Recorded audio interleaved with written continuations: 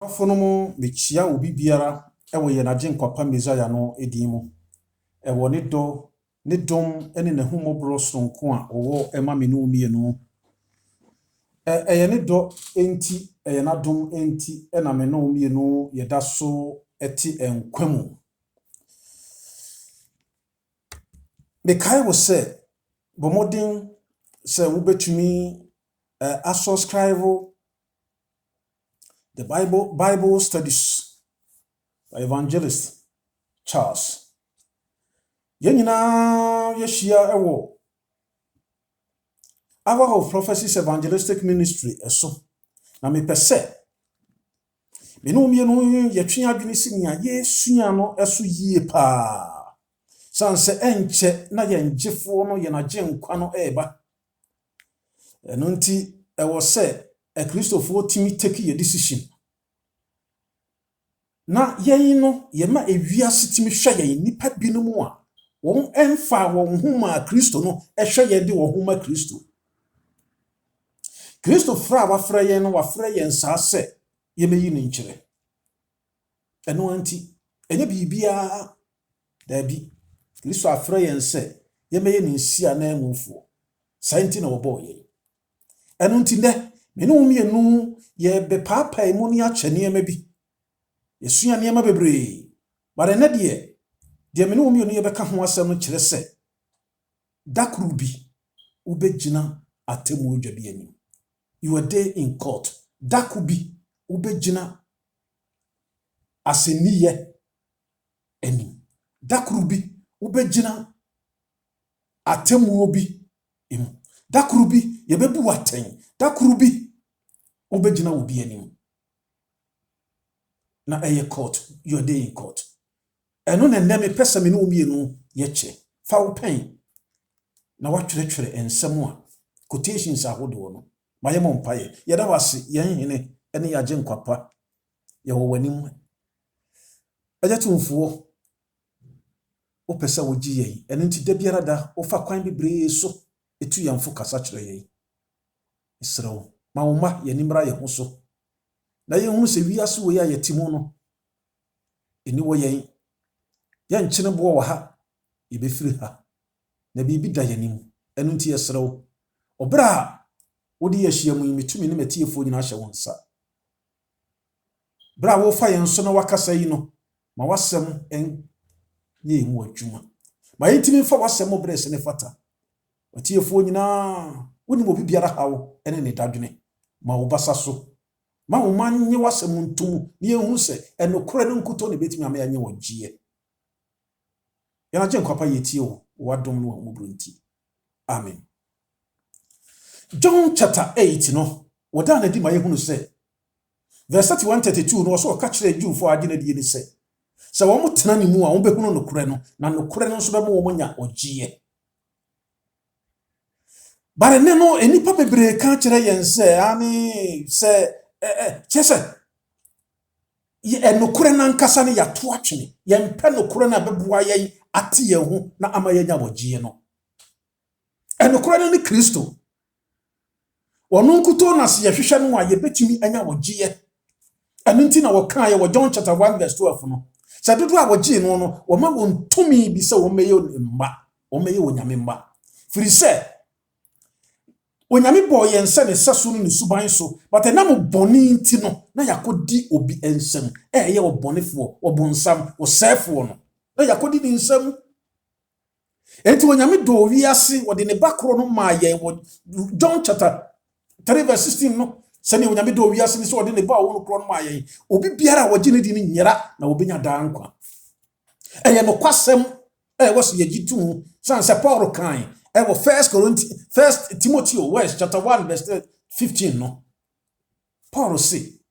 ye no kro se Kristo bagi ade bonyefo a me Paul na medikai na wo ye de bonye ni a wo chen wo bia na enso Kristo adom nti no Paul etimi sachrai Mary Magdalene bedi ho adanse a kire me ne wo. Ewo John chapter 8 verse 1 to 11. Yet so no dese kukurabo ebesi no de na ba Jesus Christ anim. Se Mose e kan yen hye yen se obi bo adwaman sa ye kye yen si na bo. We so yakochi no adwaman mo so pe. Won so say na woka. Na ni tiri ye se okohia agyenkwa no Jesus Christ as ye twetwe fom. The Bible di one dance say won na etwa ho ahia ni nyinara fonso ne bone aye omuma. Won bu won ho se won ya atenenefo. Na Yesu peja ni ti no wa hu obi biara obusa oba no se ma no totofo no won besi mabo ma Jesus no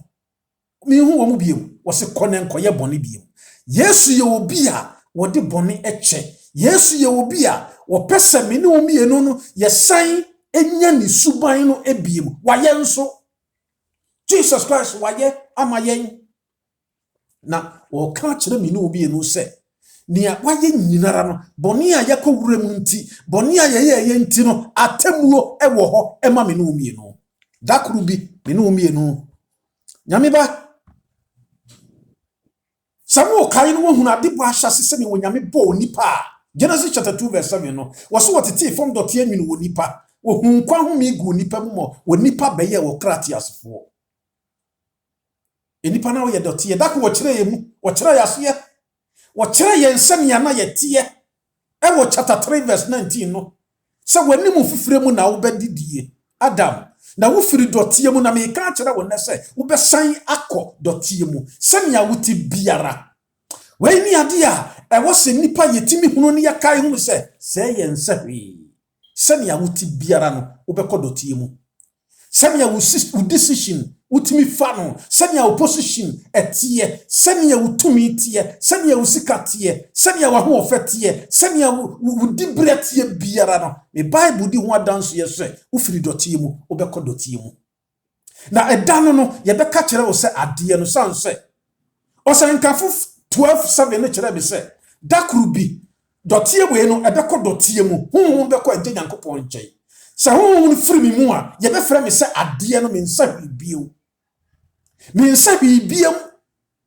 nyame ba atiasefo nim se won be wuwo wo se nkafo 95 kire ye se atiasefo nyinara nim se won be wu ene na adenti na wo se me di me nsa si me boka se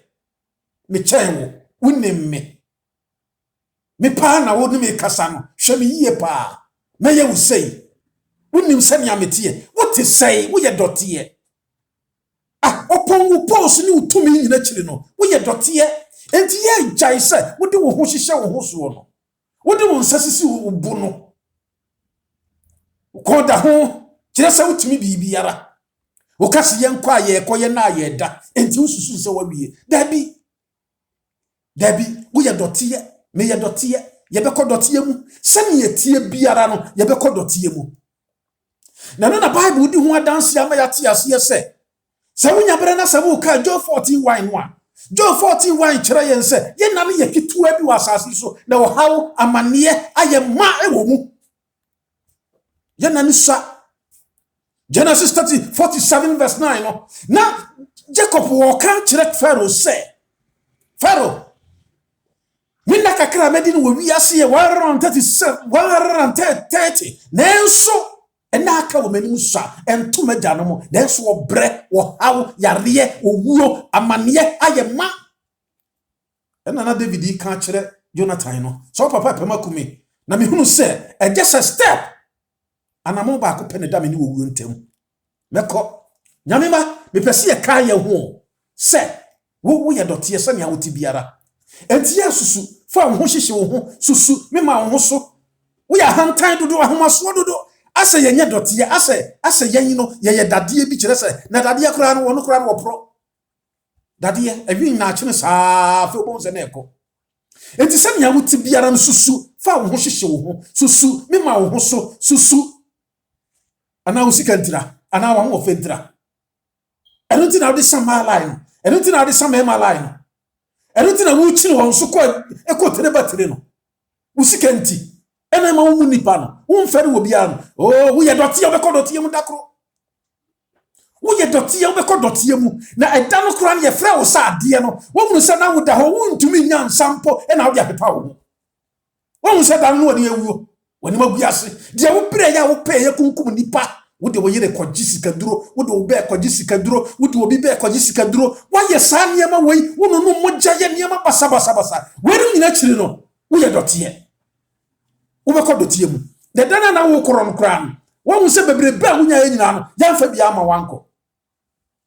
na nipa wo se ye mo bododo enipa ye mo bododo nya wo ye nyina ra no wo hu se dano wo kro no wo ntimi anfa bia anko ya fa bia ma wo se ne yede ba won tuma no na mpo uniform bia yede ma wo ntimi nhyam fa bie o ka kama no ya fo anto bi mu me pese me kai wo se wo ye dotie obekọ dotie mu bas we nyina na nsan yo eno na Hebrews chapter 9 verse 37 ne ka kira yen se Paul se me kai mo se da ho ema nipa se ubewu ba akopɛ na no akiri no atemu beba e da ho ma nipa se obewu na no akiri no atemu ewo ho se bi wu ya na nsan se dotie yi kɔ dotie na wo ekɔ agi Nyankopɔn ne nkyɛ ya na nsan de be bɛyɛ na asase su ya no mebu ho akonta ne me kan ye no mebu ho akonta ne me di ye no mebu ho akonta enipa bebre ba me kum ye nyinara no ya twere ni nyina gu no me won krata wo ho ni nyina sa ngoma ni nyina ye twere gu mu me ho niema wo mu be wo me nka ye mu ma maraki ka twere ye nsa Psalms kyerɛ me sɛ baabi a yɛwo me kura no wa twere ato ho no me date ho ma wo da date nyina wo ɛda nsuo ni nsuo hia ya me maame ne papa hia ye no ɛwɔ ho wabo date enti sa me mfa me hu ni nyame ma wose da ho ma nipa se obewu preko panu akira temu obeba na no akiri no wose verse 28 ni kira yen se sa na Kristo Yesu ode ne ho ba afode ye se onso nipa wonso me ne wo mienu bone no obeyi ne ho ade ne mpre no so akire won na wo hwe ne kwai mebusa wo se minia enti wo hwe Kristo kwai wo kwa asori obotaya wo de kwa asori ne sai obotaya wo de ati asori ne sai obotaya wo de preach ye ne sai obotaya onse ye mu bebre ye botaya gina kwa ye sania Paul kan ye no ye ton nyame asem sikanti ani enu anti ne bibia na ye nti se pi a woni nam ton wo Nyankopon asem no bebre ateti asori won de ne se wo mu ton wo nyame asem na se won hwe wo nyame ani wo mu hwe Kristo kwai dabi anya won de no enti Romans ni kira yen se bebre no de nso wo mu nyame na koye won yafuru kwa eno no mu di akire dia wo mu di akire no nyame ma se me no mu no ti saa yen sakira yadwen yen na ne ye ho Philippians chapter 3 verse 19 kira yen se bebre no a won wo Kristo sumu no wo mu nyame no wo yafuru asase so ho niama na won dwene enti wo ma fa nyame ma enkoa nye Kristo no hwe no kwaye wo dabi na me kai wo se eda ho ma wo se obewu prekope eno akira temu obeba obekọ heaven and aso obekọ ojamu fi se Kristo Yesu bepie edi obi biara akatua bre no se ne ne nyumate ye edi santia bi onum ye no nhyiamu edum ye no enti se nya wuti biara no obebu ate enti wo akonta obebu ya kire Kristo ne awoye ne awoka ne awudie bibiara wo ye enti hwani ye minia ukwa asori o wo che Kristo kwa ya na asa bian eden nti na wate asori eden nti na wo ye pastor eden nti na wo ye sofo eden nti na wo ye prophet eden nti na wo ye sempakani eden nti na wo so wo kwa asori wo che Kristo kwa ye eni suban we eni abrabo we eni esisi yi eni kronu yi eni pa bebre ya no be so ngu asori mu watete asori no sikanti menya adwuma nye ma wi school menya adwuma nye enti mekọ akotena school mu baby be 3 months 6 months na ma beti asori na o fa safuma no saa woni won da saa wo kunu na waba no ne nada chese eye niam ekosu wo wiase a ehu yie pa na hweniye ebra na woni mu de ose no wabu na ne aguso asmafo sameti edun son chichemu adiasa no ne senti ose no nyame abu na ne agu niam na woni mu no so Na ne de wo hye nipa o ma nyina so nsakira na dwen. Verse 31 is free say, "Wayi de bia to a wonam obarima bia wayi na si wo Kristo Yesu so ebebu wiase nyinara aten e wo tenani mu." Yesu yo tentre o temuafo tenani ni. Na de ye mani gie ne se, wono na obewu gie yen. Wono na obebetwe yen de yen bata agya no ho. Se yen hwe no na yen sua no. Na wakotena agya ne nsa nifa so ho no mo a wo di ma me no umie no. Ene wo ye me no umie no wo ye lawyer se ye ka ye bone ne amfonso e kire no. Emfa ho ne de ye no wo wiase akoduru. Ye ka kire na wo de be kye yen. Mark chapter 16 verse 19 kire be se ebra wo ye ebra wo sori ye ebra ye fa no ko osoro no wakotena agya ne tumi kase ne nsa nifa so ho no mo. Eno nti ena fa John chapter 2 no verse 1 and go tell me say me mankuma me tire ya bremo na ma anye bone na so we biye bone a wo se ye wo chigirafo bi agya ne nsa nifa so ho no woni wo tenene ni Yesu Kristo oni ye bone hu pata enye ye dianko ewiase nyinara. Kristo Yesu wo ho no se opata amame no umie no. Na me ma enese yanka ye bone ankere no a ni ye biara no wo se enti no wabu nani agudie na woni se ka kere na won fa nkyɛw. Ebra ne wabeye Kristo ni no first ya na wonti asem no de na wonka ho asem na wabu nani aguso but ene o ka kere wo se satara wadwen ka wo bone kere no jai bone ne ye to firi ho wo kono wo mpra no jai me kwa sorry me ko ntokwa no jai me kwa sorry me ya aka no jai da me kakra aduro kakra no wo si jai sika eno na aye botaye si wani so eno nti eno na wo de kwa asori enye se wo kan kwagi asem wo pese nyame manya nkwa na me pese me kai wo se me nua ba ma wo wa konta bia wo bebuo esan se 2 Corinthians chapter 5 verse 10 ni kire be se na etwa se ye nyina ye kopie Kristo atemuo adwa no anim ho na wo biara anya de wonam ne nipadua so ye no papa o boni o senia wo ye no ara wo sa asomafo sam no kire ye se wayi de bia to a wonam obarima bi Yesu Kristo so bebu wiase atentre ni mu enti dakuru bi me ne wo ye bekwa kopie na temu odwa nani da bay ebetumi abasa ne ebetumi abasa wachina wonim eniti na wasa wo sakira wadwen de wo ye biara no wo se etwase ye nyina kopie Kristo atemu odwa nani mo na wo biara nya de wonam ne nipadua so ye Kristo na bo wo wonwene wo wonwene wonsa wonwene wano wonwene wani wonwene wohwere wonwene waso wonwene wonan wonwene wafu wonwene wuti wonwene bibi biara wone na yeye eminti de wonam sa nipadua wo asu yeye biara obebu ho akonta de wode wonsa yeye obebu ho akonta woyire na wo boro no obebu ho akonta wokuru na wutimi no na wo boro no obebu ho akonta entokwa basabasa no obebu ho akonta de wode wano ka no obebu ho akonta ensem bia wo keka no obebu ho akonta wo ye Kristo ni hwansam boni bi afiri wonu ba hwansam boni bi afiri wonu da eba adenti na wote sa Yesu si wana munsam so bebu bim no na munsam so enso edai ebebu fo hwe wo kasa ye na enye de ya akoma ma budu so no wo se no na anu ka Matthew 15:19 kira be say wasi akoma no no won se nipa wasi yensem yetimi ka dwamansam yetimi ka krono sam yetimi ka wudisam yetimi ka dwamansam sansam we no awkeka nyina wasi hwe ni yi na obebu ho akonta nyame ba Yesu hiawo wate Yesu pesa wo sakira wadwen Yesu pesa wo de wo homa no Yesu pesa wo gya wo pem ma no Yesu pesa wo de wo hunyina ma no no kware mu eni suro mu nyame ba Kristo hiawo wasi dia wodi wano kan ye biara no obebu ho akonta ene wo Kristo sumu hwensem a wo keka kire ma ne mema no obebu ho akonta wo fra wo se betie manu mu asem ne fakobo wo man ne kokko sa na Ezekiel kan yo Ezekiel se wonyame se tie manu mu asem me dia me ka kire wo na tie ne ka kire wonyame mba se mabewu maji wo nkwa se me na me bo wo nse me sesu ni suban so se wo be ye boni a obe kan kire me na me mfa ncha no de Yesu ka kire ye no wo se tie manu mu asem ne ka kire wo mo wo se wo yemfuo be tie manu mu asem ne ka kire me man Ezekiel chapter 3 verse 17 go yi waka Ezekiel chapter 33 so waka Enti wonyame wa asem wa wode ama wo ase Christian se fama wiase se fama wo asafo se fama wo busua se fama wo yere se fama wo kunu se fama wo namfofo eya arochichi eya nkwagie sem eya nkwani mu nsem eya insurance enya nnome enya ntokwa enya wudie enya tamdidie enya braboni ni nsemboni no dabi enya na ada ni akrokro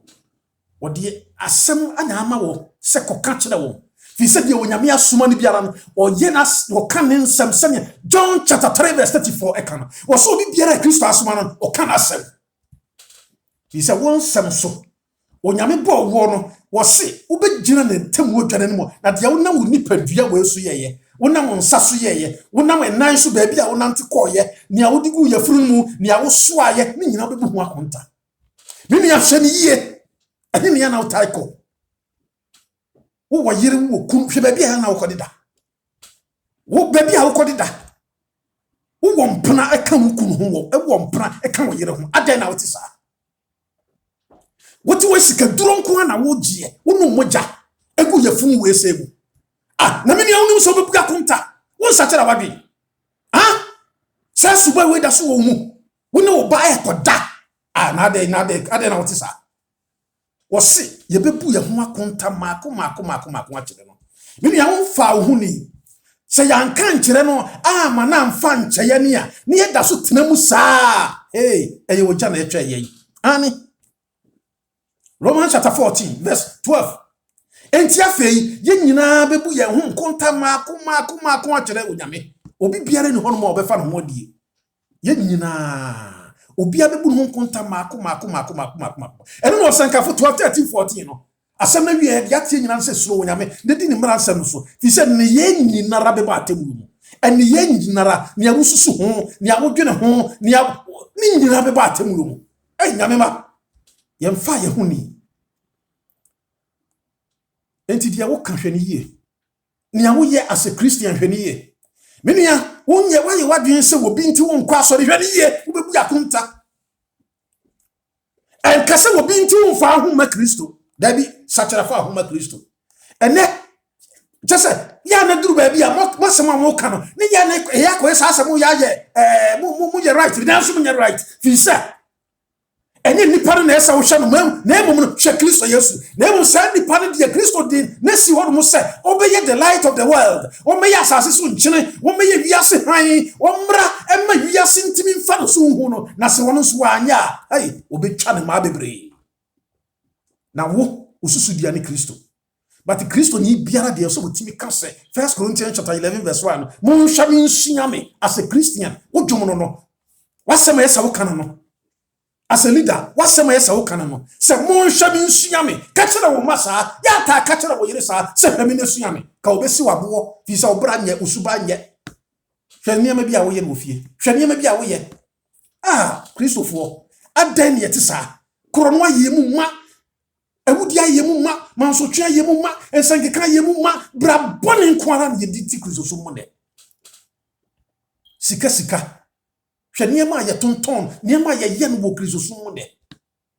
nyame ma wo mfa wo huni se wan sachara wadwen a wo mfa wo huni but me nua me ka kire wo se Yesu ba enti wo sachara wadwen wo fa homa Kristo wo jai wo pema Kristo wo fa wo penyina ema no enhwe nipa frise Second Peter kire me se de entra ma misuro no no Second Peter chapter 3 verse 7 kire me se na wo soro ni asase we se ye wo ho no yi no wo de nanum asem na akora na wo de asie ama wo ja ama atemuyo eni nipa mu yofo se ye da amu yodie na wo ye no wodi wo soro ni asase wo de akora wakora ama wo ja be shi wiase we oja be shi nipa mu yofo amu yodie na wo ye no nyame si wo be hye no woni wo bada wo ye amu yodie enye woni wo ba akoda wo yire mpo woni ne da na wa fa hanki na wo pepa na se na wo de koye nro enye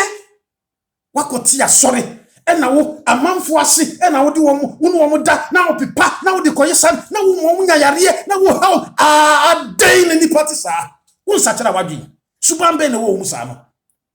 wo se ye amu yodie wo sori a wo masturbate ansan wakwa gira podium wo no se ye mu yodie wo no se ye bone wafa wasafo ma wafa kristofo wafa nyame menyinara nkoa twa hiafo ni amani hunufo bia wo mu mami wo kodwo mu kura banchi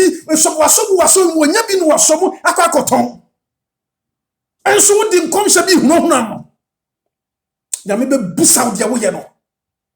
wankasa wakuma mu nsa dia wo ye nye because me person be catch that was Jeremiah chapter 17 verse 10 waso onyankopon no so sawa hwe wakuma mu wadwene mu nia wo ye no nyame nimpa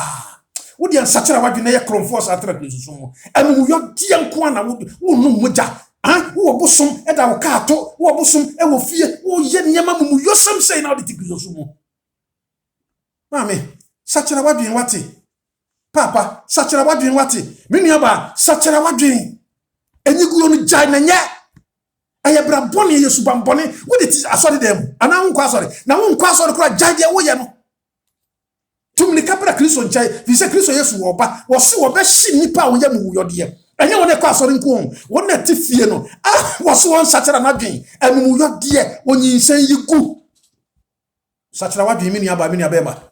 eya mumuyo de won se wonyame de ama nipa se enka wo ba de bosumi biara no kwa afikyire won so de sisim bra wo bonti no wo so nya sika wo mu na wo de niema bi suso wase na wo ye niema bi enti won sakura wo mu won se ye mumuyo de won so benya yare won so benya won susanso won se di wo ha bebre wo e beduru ba bi na wo pa bibi so na wonya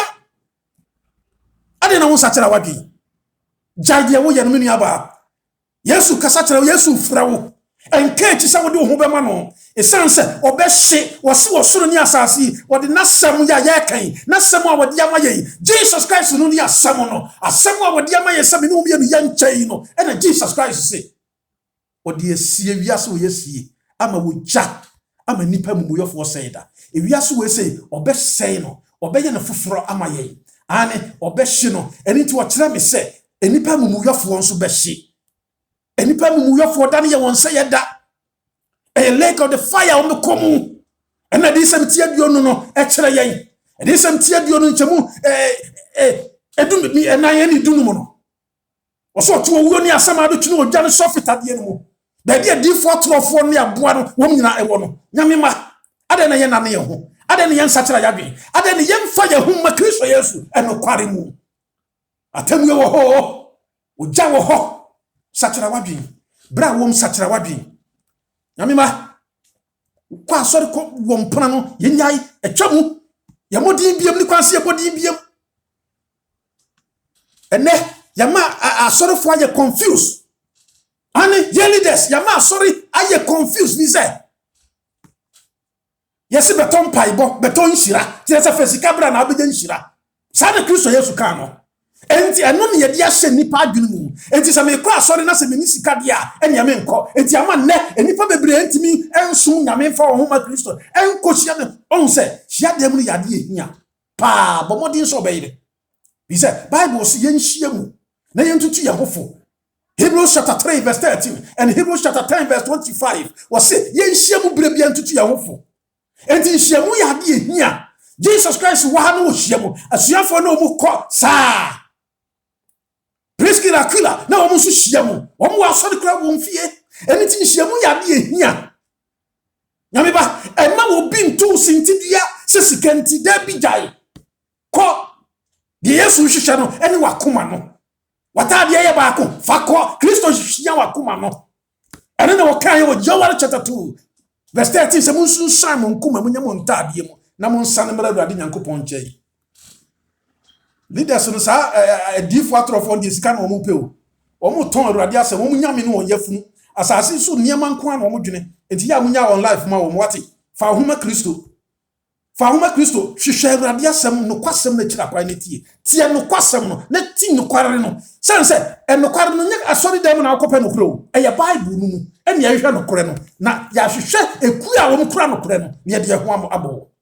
enipa on kura no kore no enya tinidie tresem no nya tinidie enkwagye no nya tinidie enkwagye no ye open yakoma pa eni se wo bre ho ase asua Kristo asem wo bom paye na wa ma asem na atenetene wa kyerɛkyerɛ wo Yesu Kristo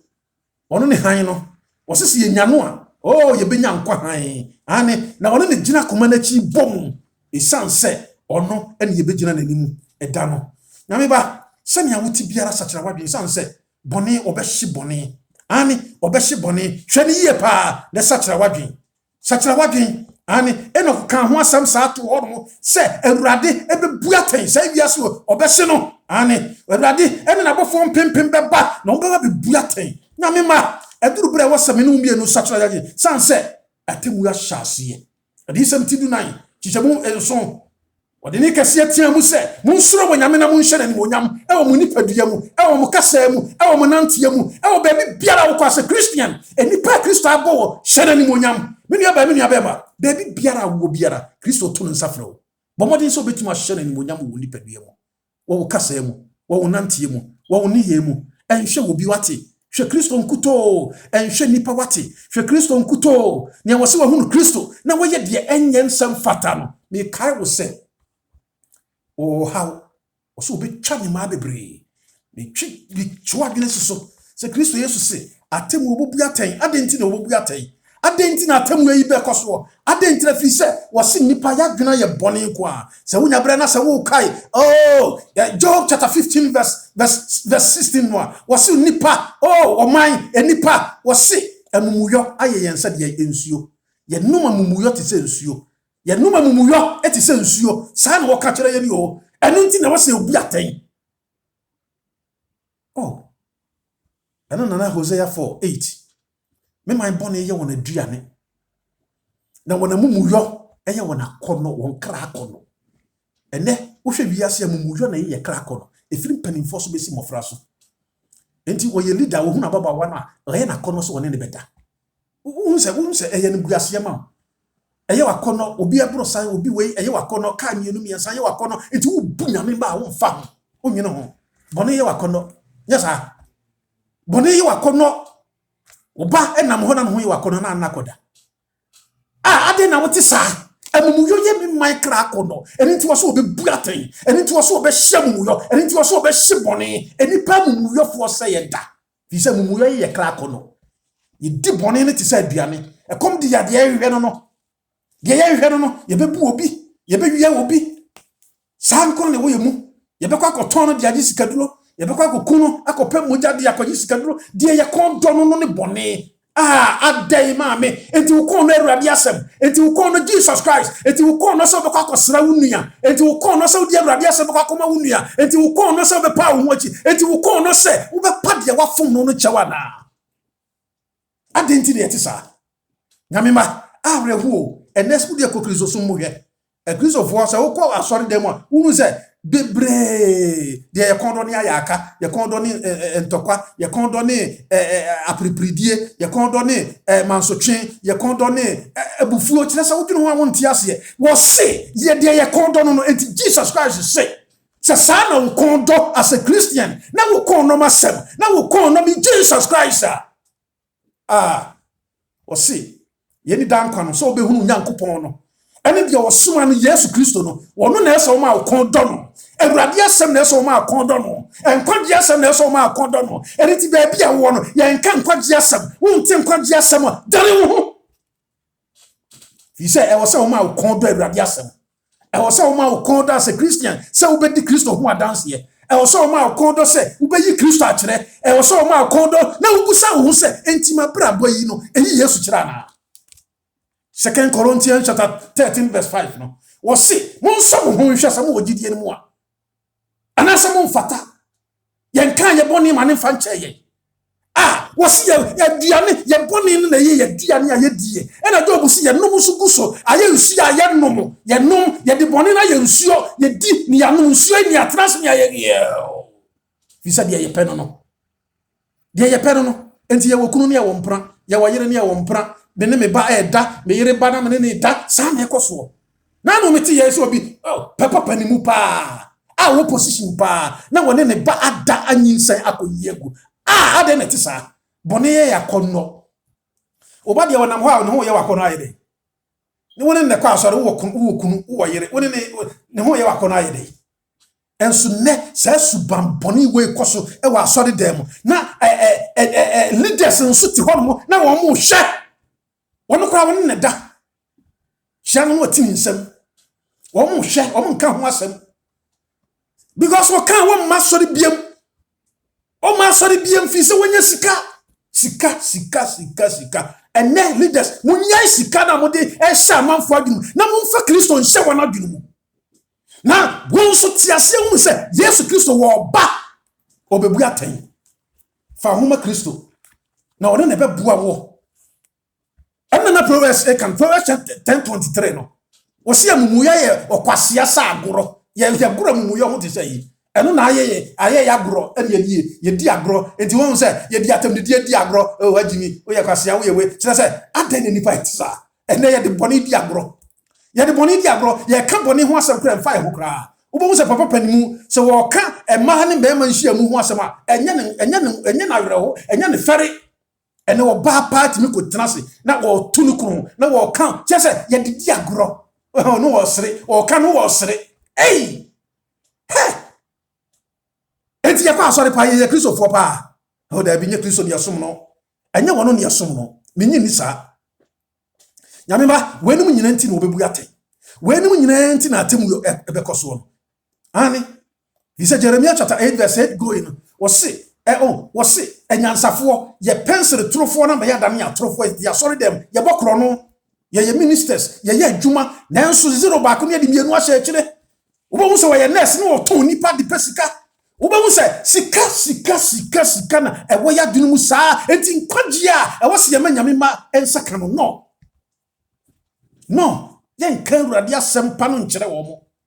ye mani hunu se ewo se wono ankasa bomodi so obeye bibi ne wanye bibi edia to bibi adie ne mom wonko ye bibi mfamre sofo no pastor no wonko ye bibi mfamre difo no eno na hia no enti ye de wona dwene si so ene na yensu adwene si se me kwa asori che se me kwaji nsuo dia kopitipiti me kwaji nsuo anom wanom sa ne ma hwede ayi wafu wo dware wanadu wo dware wa wi adan na wotisa unsa kira wadwenda enti sa nyama wi amu hura moda so tete edi wo makiri no enti munya adwene se obi ala bu no akonta wo wono obesoa ne bone unso obesoa wo de visa wote sansam bi koso wa anye ani wamfa ho ama wosinti wo nyansafo ani be wo bobo bi no obeche no fiso ma po awurade asem nyansa bi ani ho no awo emfa ho se wo ye doctor emfa ho se wo ye professor emfa ho se wo ye pastor emfa ho se wo ye leader emfa ho se nya wo tie but wa po awurade asem nti wo nyansa ne ye kwa ani that's what come was one ni enwu echiwade a wo yoye no ho dabi wona ni enwu kura na wona ni mu no ensam kura saa enti obetoto atofo mu wose wode wo haw amane ebeba yenso nyamemba adan na me no ye nsakira yadwen na yama dwamamo honhum haye sania Hosea chapter 5 verse 4 ka kire ye no Jesus Christ person ogiye ye na ye humra ne nchen emfa ho ne honhum biara atie mu Yesu Kristo timi tutu honhum bone oye niam ahodo bebre dane wo homa Kristo Yesu wate menu aba ma baabi a wo no busa wo sofo no busa wo pastor no se bra wo asi ame no wo boyi no enti eye Jesus Christ wo babie mu nya wo ye bia no wo twere nya wo ye bia no Yesu twere wo bebu mu akonta enti sachira wadwen na fa wo homa no nyameba wa ye twemu ka kire no no mfa nchew fi se nya wo ti biara o twere nyawoko nyawuda nyawufa ni nyina wo twere nyamemba enti beyehu eda no ebeyehu ama menu mienu se menu mienu ansachira yadwen ye nyaye pemu ama no ya mfa ye ho ama no a na ya nka nkire se ejapa Israel fa chemia na wanya ya wo twere ka kire wo mpana no ka kire no jai wonso de wo ye no bra wo bono subaya wo mu no wonfa awurade asem manyame ma no Yesu be busa ho asem ene oba de ne ntina ne mu kire me no mie no dakuru bi obegina temu adwana nim you are there in court obi biara wote asase so no onhwere saade no da onkwati mfa ho da senya wote biara no obegina atemu adwana nim Kristo nka ye ho ontina ne mu kire ye na o man yintimi mfa ye ho ma no omodin se obitima subscribe na wa link no wa share ama afoforo nso ise Kristo Yesu hia me no omie no se ye de homa no nokware mu a obegye yen oba de nkan ho na won tina no nkyere won siesie yen na won hye yen din ono doba Kristo Yesu din mu ye beto aso ebiom your day in court won hyira ye monadom ti amen